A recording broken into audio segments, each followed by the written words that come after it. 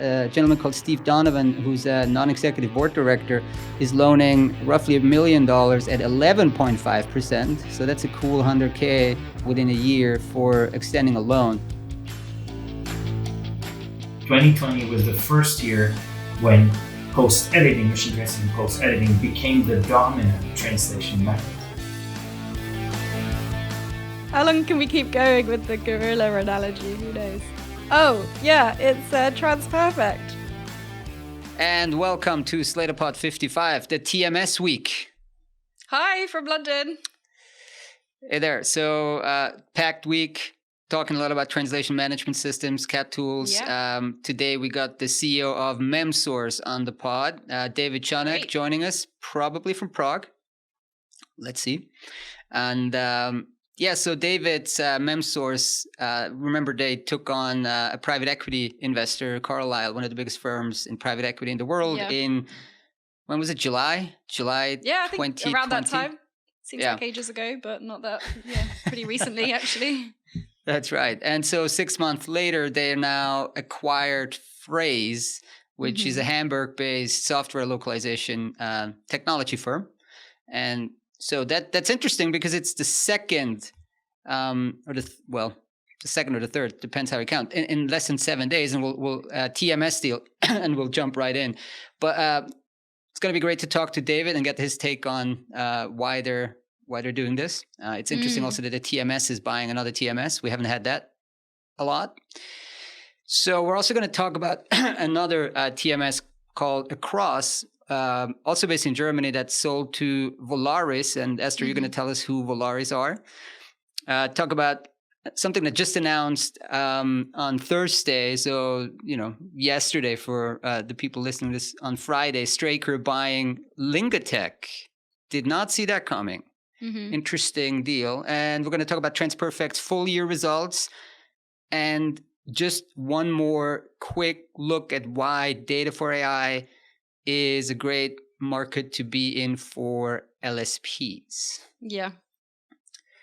Cool. So I'll kick off with the MemSource part, and then we're going to go straight to Across because we don't want to talk too much about MemSource because we're obviously going to want to hear from David. So MemSource, Prague-based, one of the most popular, what used to be called CAT tool. I actually never liked the term CAT tool. I tried to steer the terminology to like something like phase it out. Like it is a ridiculous term. But I tried to phase it. It somehow stayed. I tried to move it towards translation productivity by using this on Slater, but it's too long. But you need translation an acronym. productivity. You need an acronym. Yeah. It's not going to happen otherwise.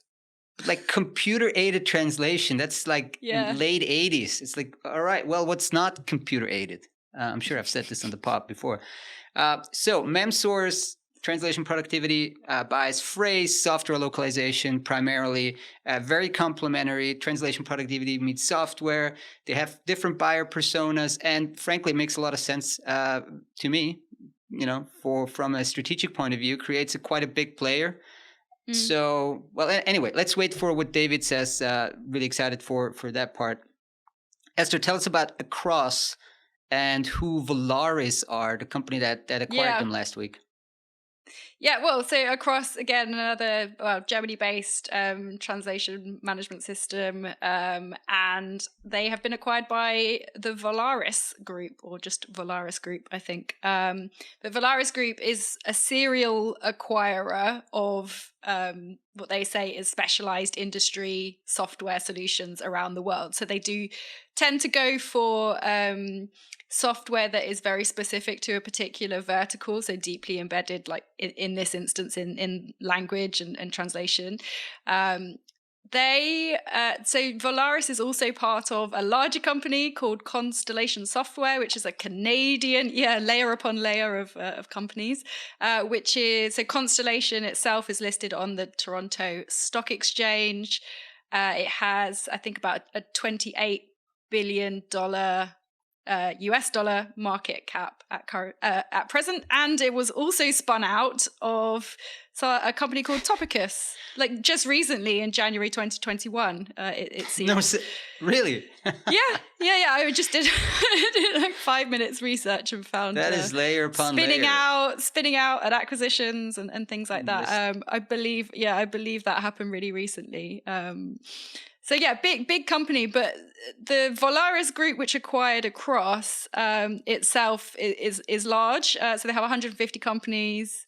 150 offices. They've acquired 70 companies. They're in like 30 different countries around the world, and they focus on 20 different vertical markets. So Let me pause you there. Yeah. I don't think they're focusing on 20 different verticals. I think they just now have 20 different verticals. Okay, so it's not like they've obviously made a strategic decision at some level, but you're saying they just happen to be in 20 different. Broad. Yeah, it's broad. Yeah, okay. I suppose it's difficult to focus on 20 different verticals. You have a point there. But I think the thing is they leave the area of specialty. So they leave the vertical expertise to the people that they're acquiring. So their thing is they're hands off. They don't really want to get involved in day-to-day running of the business. They tend to, I think, keep the existing management team. And they've said that the managing director of Across, Gerd, is going to stay on as managing director as well. And they also said that they've never sold a company. So they've never sold a business. Their thing is they acquire, they help with the growth, a lot of other things as well, provide some finance. They want to acquire and they want to hold on to those companies and businesses over the long term. This is interesting. It really is interesting. So they've never sold a company. So it's not a financial investor that wants to take a company, grow it, and sell it off. It's this conglomeration of small to medium-sized software firms where they're maybe getting some economies of scale for certain back office functions. I don't know. We'd probably have to look into it. But yeah, we'd have to delve into it a bit more. I mean, obviously, we had the press release come out this week on Slator, but we're going to be doing a follow-up article. Yeah, we're going to be doing a follow-up on that, hopefully. So, Across, interesting.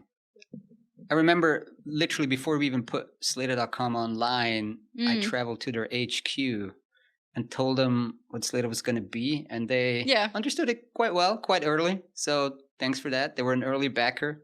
And now moving on, I think their previous founder was probably a big shareholder, maybe some others. I'm not too familiar with the previous ownership, but good for them.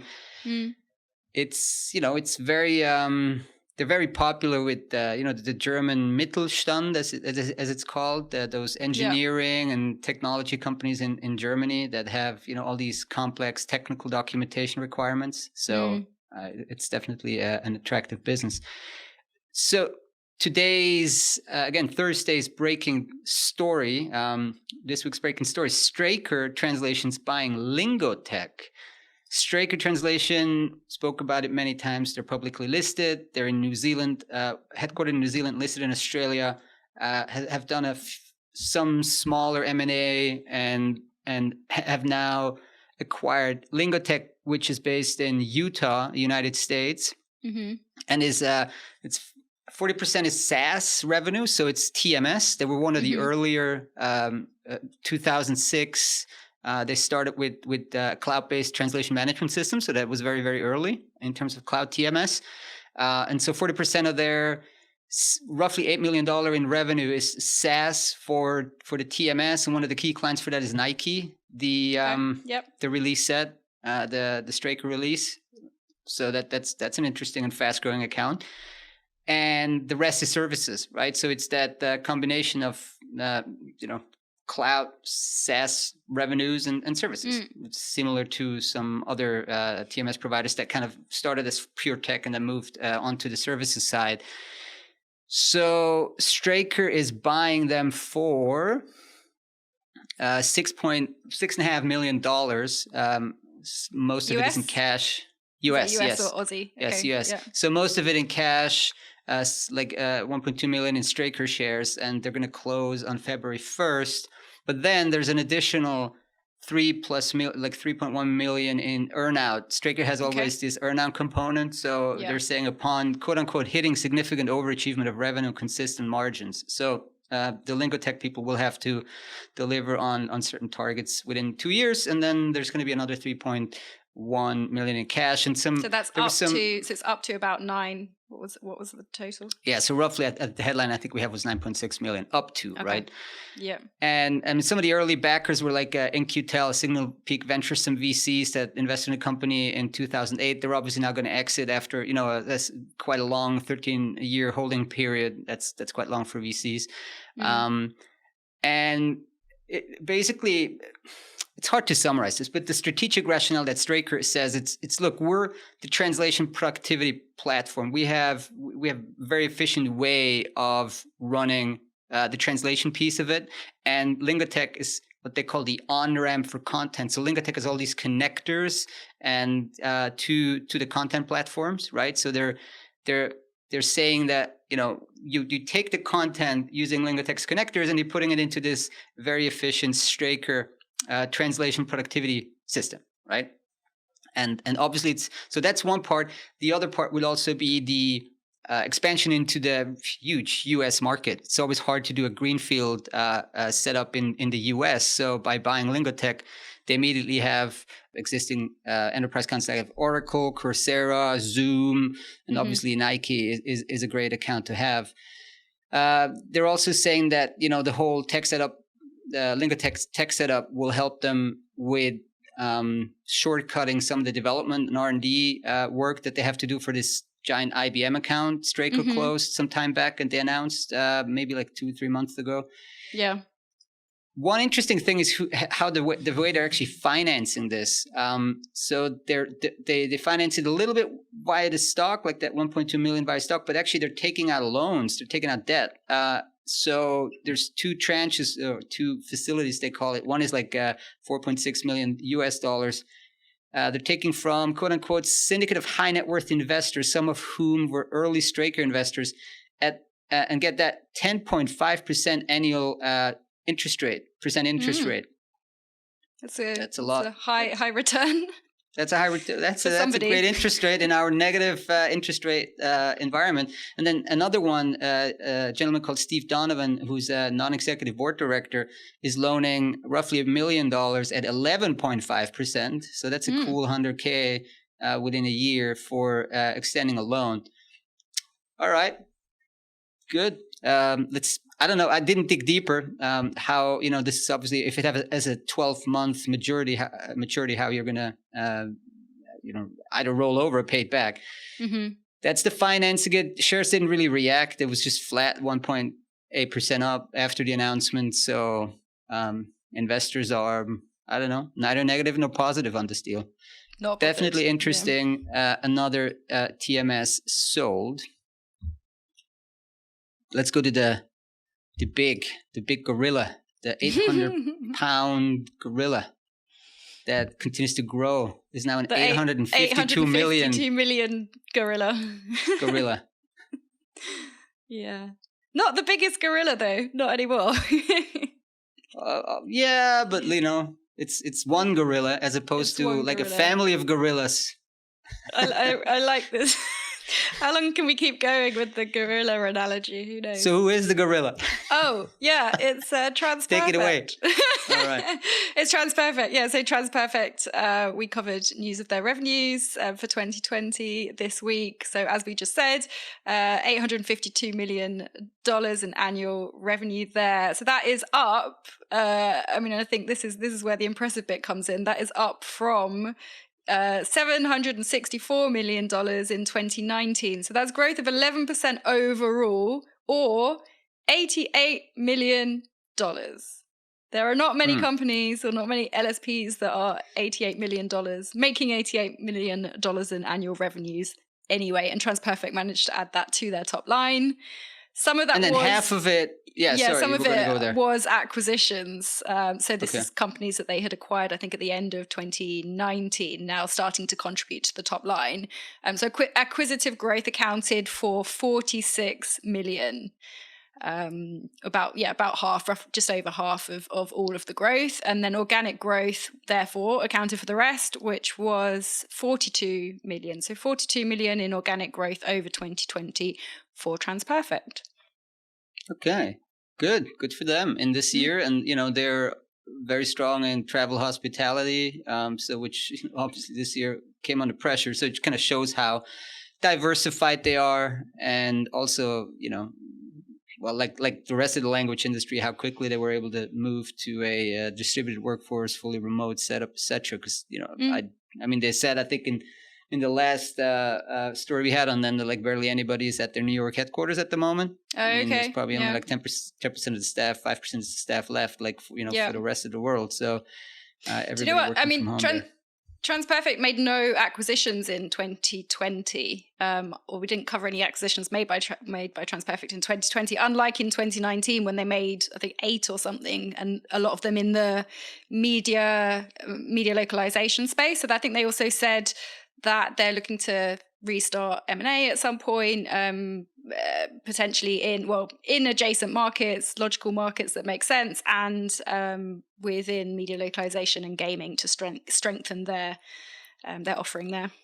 Yeah, Phil Shaw, the CEO, was talking about dry powder. They had some of that loan that they needed to take out to buy out when they had this when they concluded the shareholder war, that they took out a loan, and probably they've paid down some of it, so they're now, and they have strong free cash flow. So they they have some, what he called dry powder to make acquisitions going forward. So let's see what they're going to do in 2021.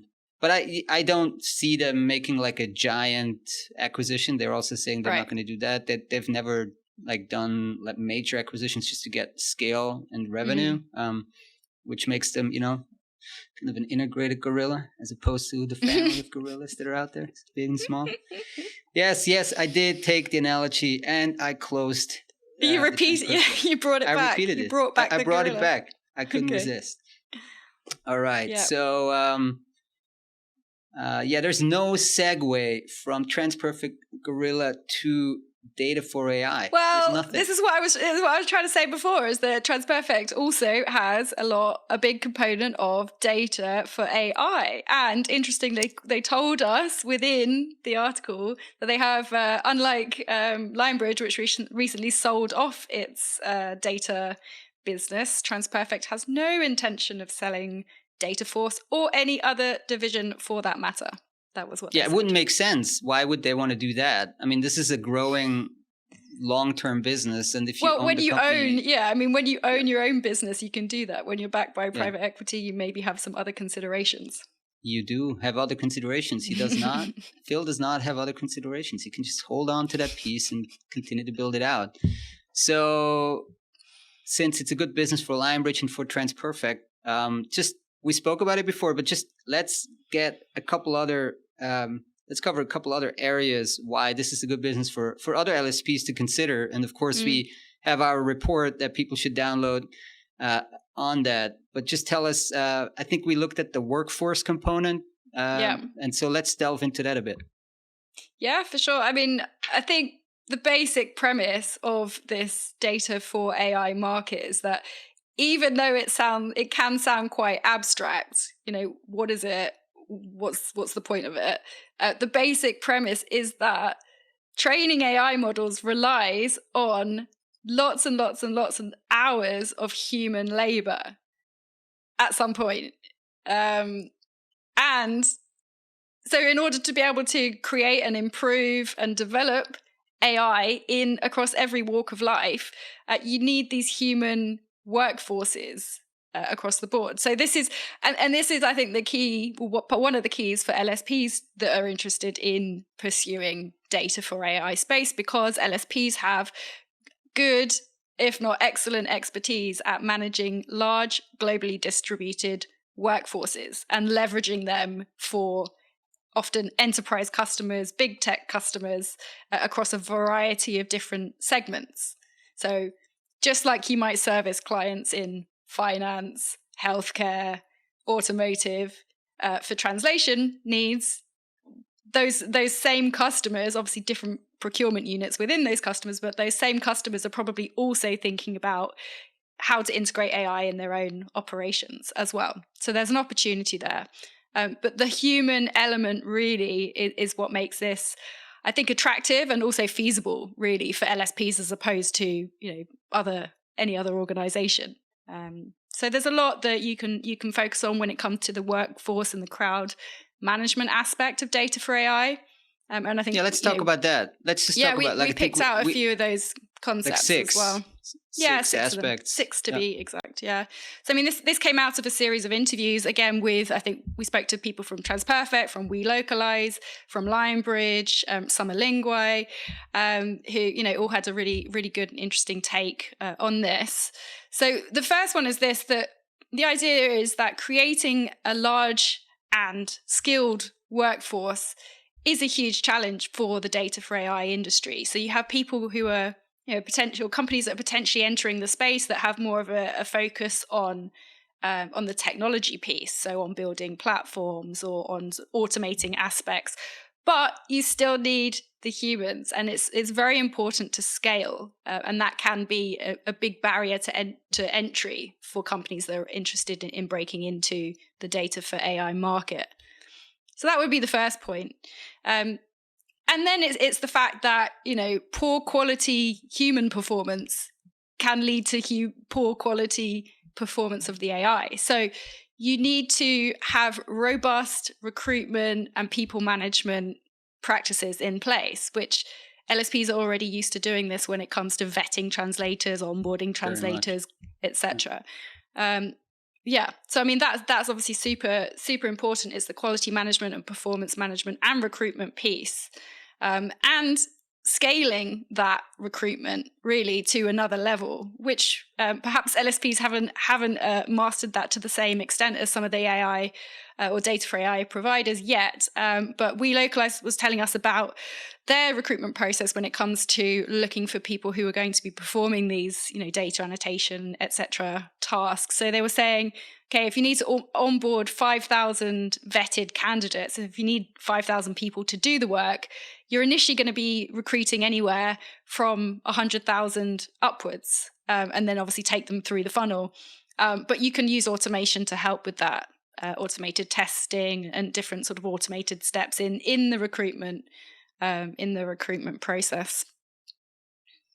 Yeah, and another one would be like the location of the workers, big consideration, like managing a global workforce. I mean, many LSPs are very much used to managing and sourcing, talent and translators from all across the world. So that helps. Having that awareness as well of the different sort of considerations, like why would I have someone in, I don't know, Singapore rather than rather than India, or just all of those considerations that you need to think about, including sort of not just minimum rates, but sort of paying livable wages and things like that. Which is, I think, the fifth point, which is that really thinking about retention strategies for crowd workers, how to reduce the churn and actually manage their performance, so that it becomes an appealing career, it becomes an appealing option for people to actually work and do these tasks. So I think we were talking to the LSPs, and they were saying, something you can do is get people involved in long-term client work, so not just really ad hoc, but try and get people really embedded within a certain customer account, and that's definitely a strategy on the translation side as well, and offering that flexibility to work different hours and working from home, to really sort of leverage your workforce and keep them happy. Yeah, and then the final one is we had in the article was connecting worker tasks with end goal AI use cases that can aid that workforce performance, make it clear what the task to do is for.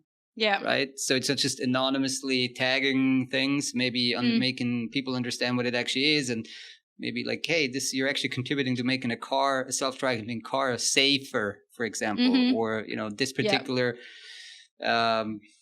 Siri application understand that particular language better, etc. So that makes a lot of sense. Yeah, exactly. Cool. Yeah, that was the final installment in our segment, how LSPs can succeed in data for AI. Head over, get the report.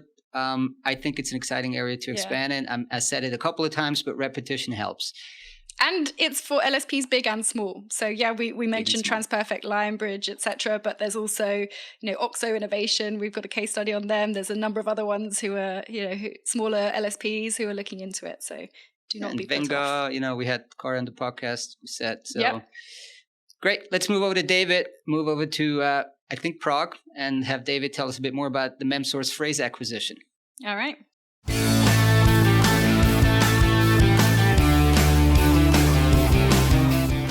And welcome back here at Slater Pod today with David Czaniak, CEO of MemSource. Hi, David. Yeah, hi, Florian.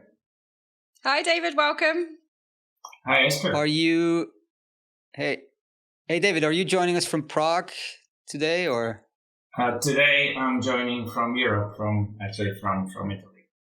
My wife is Italian, so we're kind of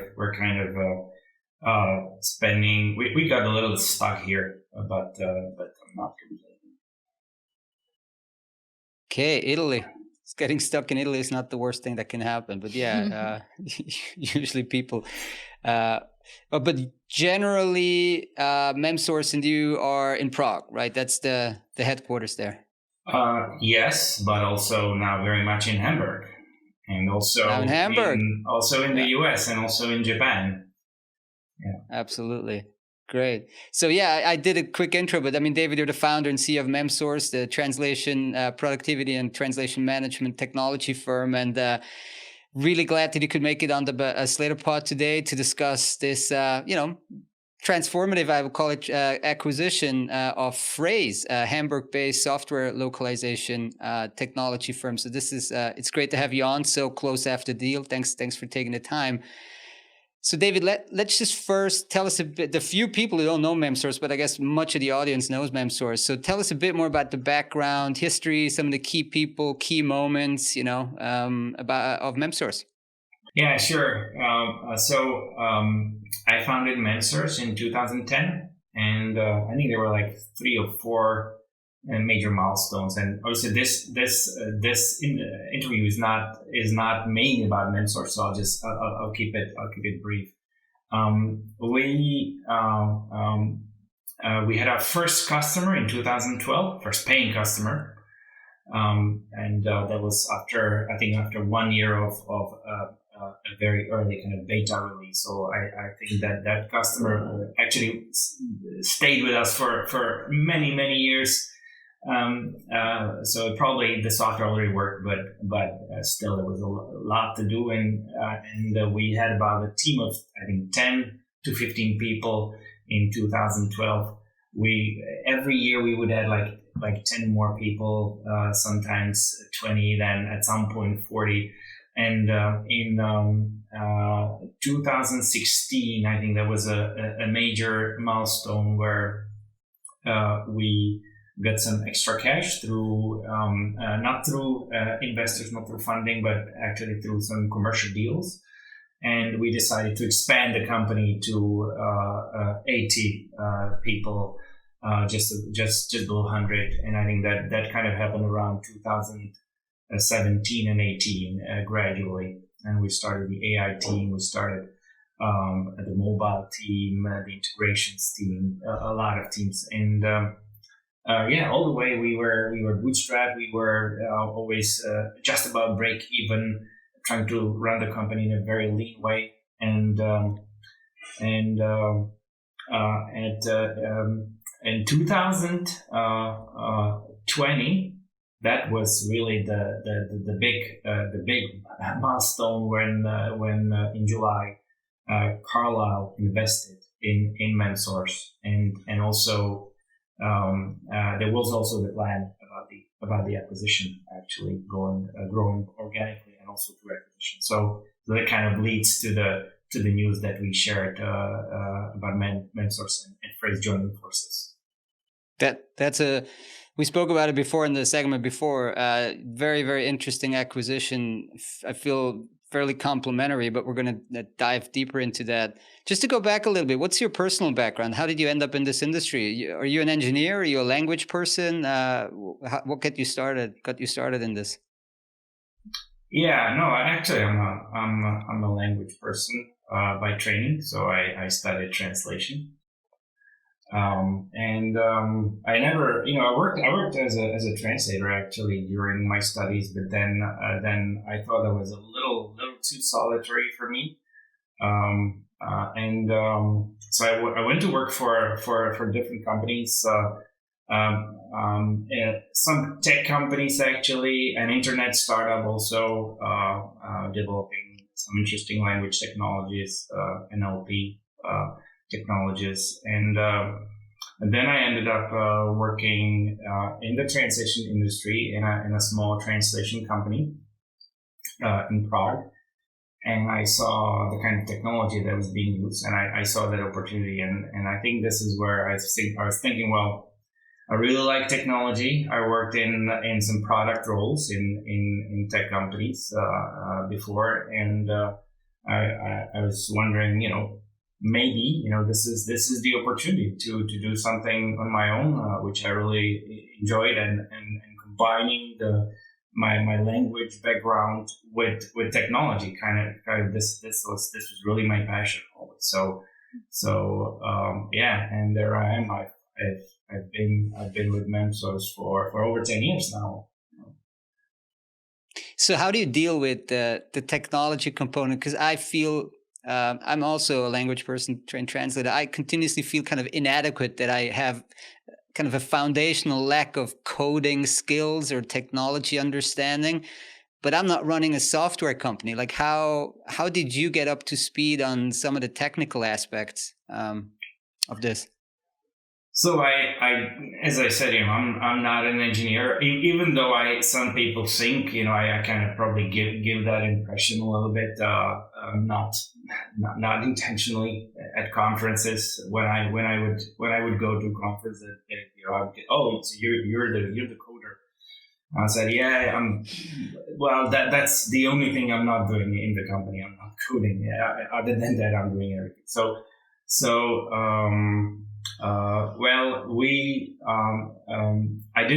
I think we have great engineers in MemSource, and great AI researchers, great, tech people overall. So that's not something I really need to worry about. And so I'm pretty comfortable not coding at MemSource. However, it's very important to understand the product and the kind of,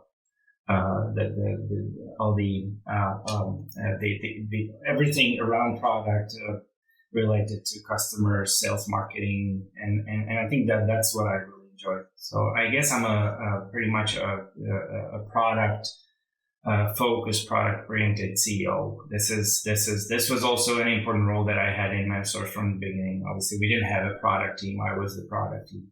I was also the tech support. I was also the marketing and sales at the beginning, but then other people joined luckily and helped out. Got it. Yeah. And now a lot of people joined. Now a lot of people join. Yeah. Now we have all of a sudden we have this great team based in Hamburg. It's really a great team, and we'll talk about it, I guess. Let's also hear more about Phrase and the deal, the product. What kind of clients do they have? Can you tell us a bit about Phrase as a company and a product?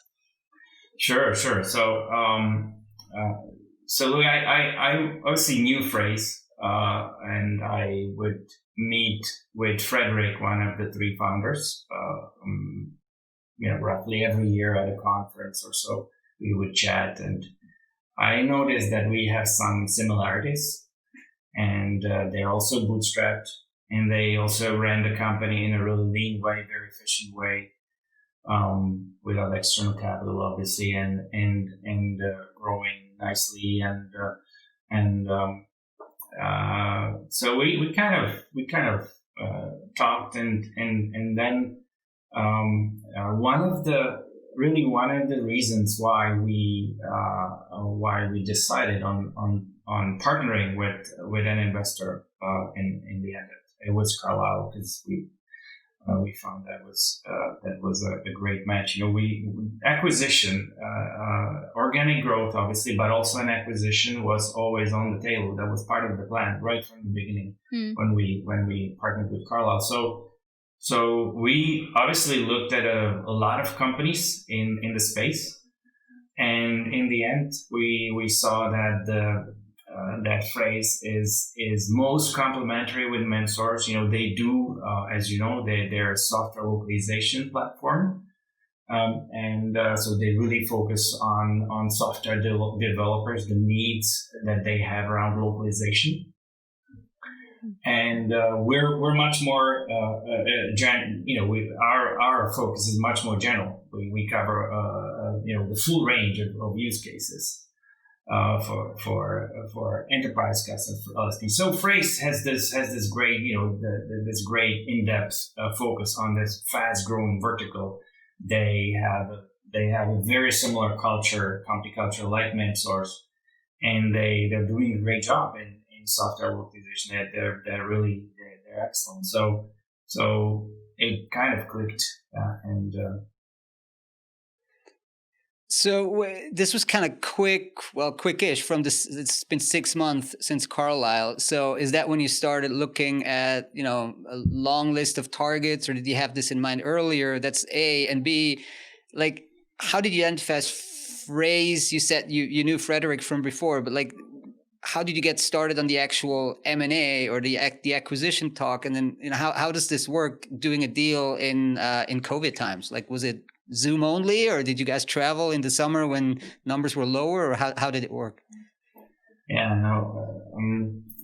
Look, so we did the transaction with Carlyle also in COVID times, and so we already had this experience, and look, for us, for better or worse, I think for the most part, not in such an extreme way as today during the pandemic, but we already worked in a COVID mode before COVID, because we have customers all over the world, just like you, right? I mean, you didn't come to whenever we did an interview, you did it online probably mostly, and you don't ask people to come to your office. So I think we already had the whole setup for this, and obviously the transaction was, that's a whole different level. But I think it helped that both with Carlyle and also with Frase, there was some initial personal contact. Although I have to say that with Frase, it was very limited, because I knew Frederick, but other than that, I didn't know anyone. And I think no one from Mensource or Carlyle knew anyone from Frase in person. And so I had the only kind of relationship with Frederick, and I only met the CEO of the company, also one of the founders, Wolfram, only once in person, and that was in September. And it was just as everything was closing down, and we planned a meeting for October. I was like, hang on, no, I got a ticket for tomorrow or something for the next day. I called Wolfram, we're coming tomorrow, because I think we won't be able to do that later. And so, and that was the case. It was very difficult, and so that was the only time we actually visited Frase in person. And everything else was on Zoom. But it's amazing that it's good that you actually did get to do that meeting in person. And I think, I think there's probably a lot of meetings that have. Yeah, I think without that'd be difficult. But I think that was really the minimum. I think one. Yeah, and do you know what Frase's founders and management team are planning to do now? Are they staying on with the business? What's their plans? Yeah, sure. I mean, yeah, sure. So look, we obviously discuss all of this in great detail, and the fact that we didn't meet a lot in person doesn't mean that we didn't have a lot of interaction. So I don't feel like we missed out on some important, information input. Even I think our relationships evolved greatly, and the trust and everything. So I think we kind of just learned how to deal with this, and obviously it'd be great to see everyone in person, but I think we were able to find ways to learn about each other, and so the three founders in Phrase, that's Wolfram, that's Frederick, and that's Tobias, and they're staying not just with the business, they also stay as minority shareholders in the combined company, and they'll have they already have key group roles, so within the MemSource group, and they continue to be driving the all these important initiatives. So this is also very, very important, very important part of this transaction. Tell us a bit more about the brand. When I found out that Phrase, it used to be called Phrase App, right? And then they bought Phrase.com, which, can't have been very cheap. So in terms of a branding, like, are you going to phase out the brand Phrase? Are you going to build on it? Is it going to be like Phrase brought to you by MemSource? What's the plan on that? So the plan, so both of the companies are very product driven, right? Product oriented. So it's the Phrase product and it's the MemSource product, and I think these are the main things, the two main things. We also obviously the plan for the two companies is we want to have one company, we want to be one team, and we've already made some important steps toward that. I think that's going to be relatively fast, and because we're so complementary and we have very much shared values. So we'll have one company, but we will definitely want to have two products. The MemSource product with its brand and the Phrase product with its brand. So the Phrase product is not going anywhere, and the MemSource product is also staying. And the only, I think that there will be evolution, an important evolution in terms of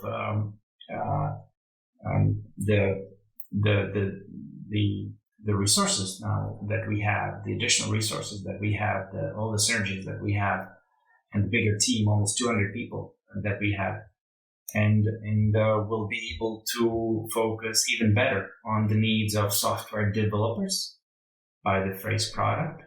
Either startups or software development teams in big global companies, and with the MemSource product focusing. MemSource is the enterprise TMS.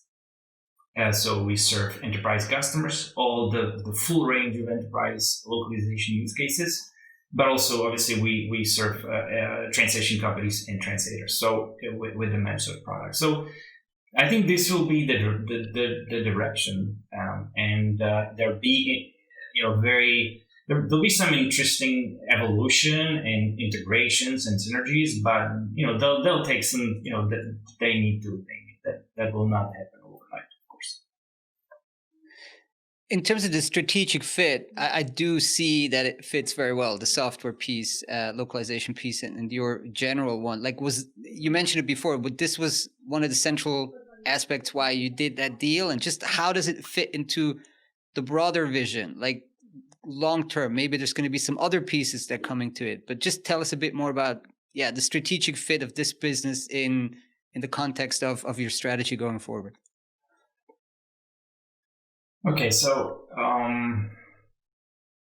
I think there's certainly not one size fits all, and I think it's important to recognize that the MemSource TMS, it's with all the often quite complex needs that large enterprise customers have and large transition companies have.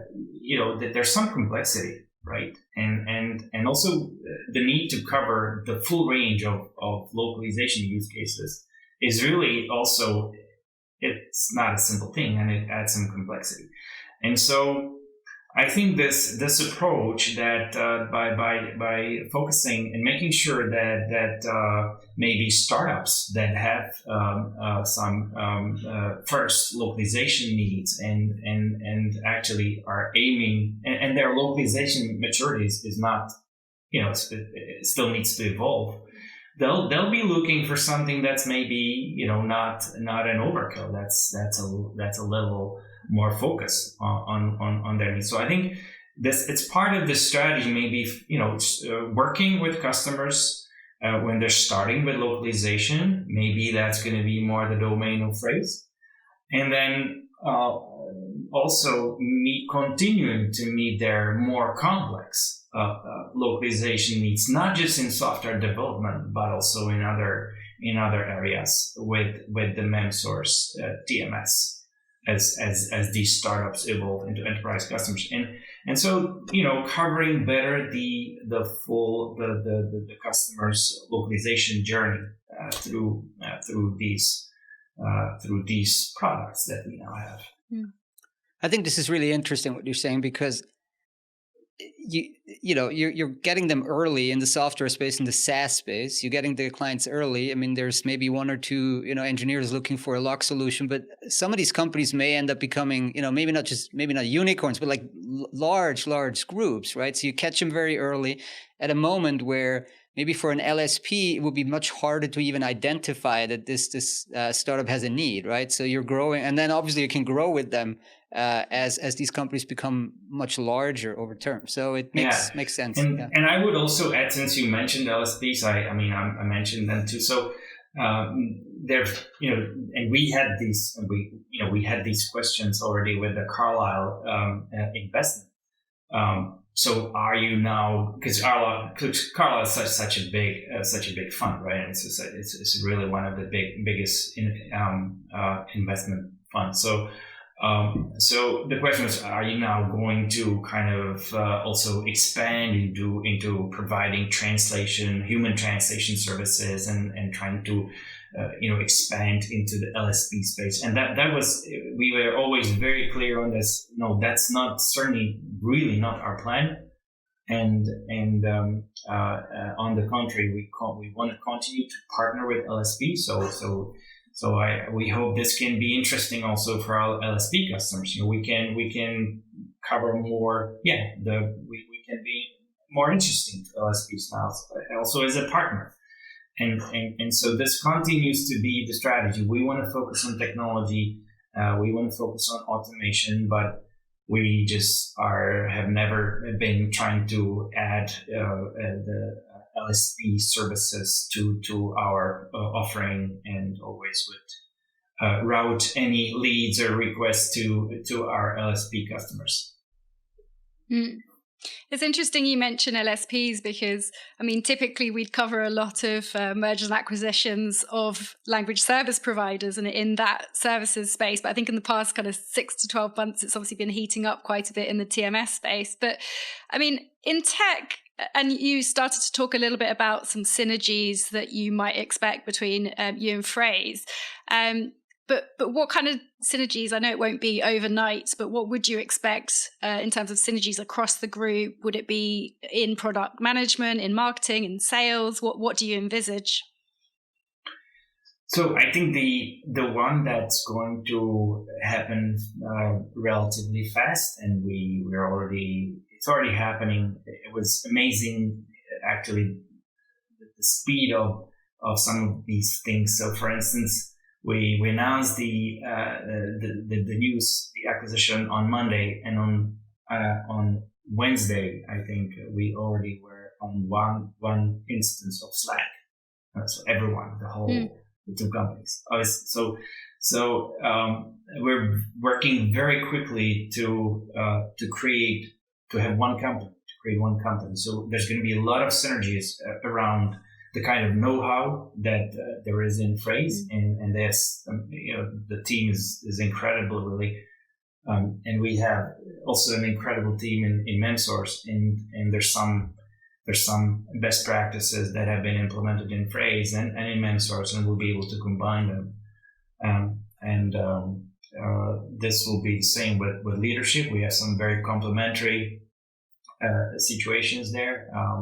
One of the first teams that we combined is the marketing team. So we now have one marketing team headed by the Phrase VP of Marketing, Stefan, and so these will be very important in synergies that we have here, and then also there'll be very interesting product synergies also. We'll be able to utilize some of the backend technologies and develop them only once for both products, and free up some of the capacity that we have for some real innovation for software developers and for enterprises in terms of localization of their needs. It sounds like you've been moving quite quickly already with Slack and marketing and things like that. And on those innovations that you mentioned, what kind of things can clients expect in terms of new functionalities and offerings in the short to midterm? So we, as the first thing, we want to reassure our customers that there's no distraction for them or for us due to combining companies, Phrase and ManSource, and so they'll be able to continue to enjoy the great product that Phrase has, that ManSource has, and the teams, the people that they're in touch with, there's no change there. And as we move forward, we want to obviously talk to our customers and understand what are the maybe integration opportunities that through which we could meet our customers' needs even better. What are the changes that we should do? What are the improvements? What's the innovation prioritize in line with the market needs? So these conversations are already taking place, and obviously we have an idea, but I think the main message right now is this is great news. We'll be one team very, very soon, almost 200 people, and we'll have more capacity, more know-how, more experience to meet our customers' needs and innovate faster, and be much, I think, have a bigger impact on the industry. So let's stay with innovation here. We haven't mentioned AI, machine translation, or anything like that yet. First, would you agree that maybe for Phrase this wasn't such a huge issue yet, or a smaller issue than for MemSource, because you're like in this like big volume type of business, and maybe Phrase is more on the smaller, more technical side of the software look. That's A, and B, like what's your thinking next 3 to 5 years? Where's this going? How are you going to integrate it? Yeah, no, that's exactly where we are. So. And that's exactly how we complement each other. So MemSource definitely is the one that we have a lot of data to MemSource, and we have a lot of high volume customers, and so we started an in-house AI team in 2017 already, and we were growing the team. Making sure that our product and the entire architecture is optimized for this, and the Phrase team wasn't focusing on this, and so this is definitely an area where the AI team coming from ManSource will be able to cover both products at some point for sure. Yeah. Where do you see for software localization, other than maybe some of the help menus, where do you see a good first use case deployment area for MT or like post editing, anything that's related with human translators? So look, I think machine translation obviously is one of the probably probably the single biggest innovation that we have, and that's already making an incredible impact on how our customers translate and localize. And I think we published in December some stats from MemSource that show that 2020 was the first year when post-editing, machine translation post-editing became the dominant translation method. Wow. And so this is the default now. That's how if you want to translate professionally some content, MT post-editing is the default method now. So this is where we are, and I think it's just so obvious that the trend is I think clear to everyone. Machine translation, with all the investment that's going into the technology from all the players in the industry and outside of the industry, is going to get better and is getting better every year, and we can see it in our data. The post-editing effort to correct to post-edit really machine translation is getting smaller and smaller every year. That's confirmed by our data, and so this is what will happen. The MT will get better. A human translation probably will not get better that much. So the actual producing the translation will be heavily impacted by MT even more than today. And also the workflow will be more and more automated by including AI, obviously, and there's some workflows at MemSource that already are AI powered. For instance, there is a decision-making mechanism for now, does this need to be post-edited or not? And if the quality of the machine translation output is high enough, then actually and the AI feature, machine translation quality estimation, that can make this decision to route it to post-editing when it's low quality, or to skip post-editing when it's high quality. And also on the UI side for the translator, I guess that this was also going to evolve like away from the kind of just fixing output, but being maybe more interactive and maybe a little less distracting. Not sure. I mean, it's a personal thing that I always would like to see, that it's a cleaner environment and a little less distracting and more kind of interactive way of working with MT. So there is, there's still a lot of work that needs to be done in the UI and in the translation tools with MT to fully utilize the power of MT and all the features, and this will no doubt happen. And there are people there, thinking, why aren't the TMS providers? Why haven't they done it? What are they waiting for?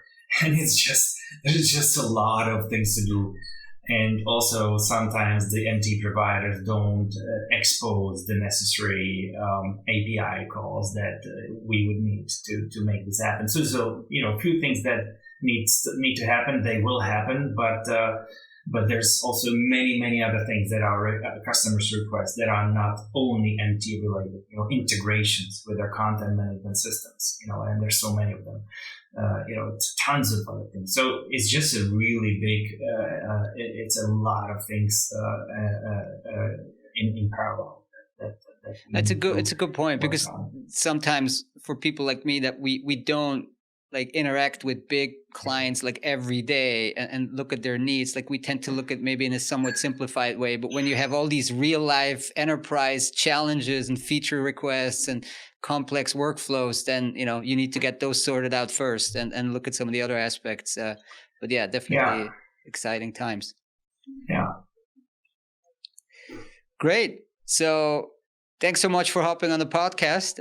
So short after doing the phrase deal, obviously it's great for our listeners to understand from you how this fits into MemSource's strategy, and congratulations on doing that deal. I think it's one of the most exciting deals of the past couple of years in the language industry, and wishing you good luck.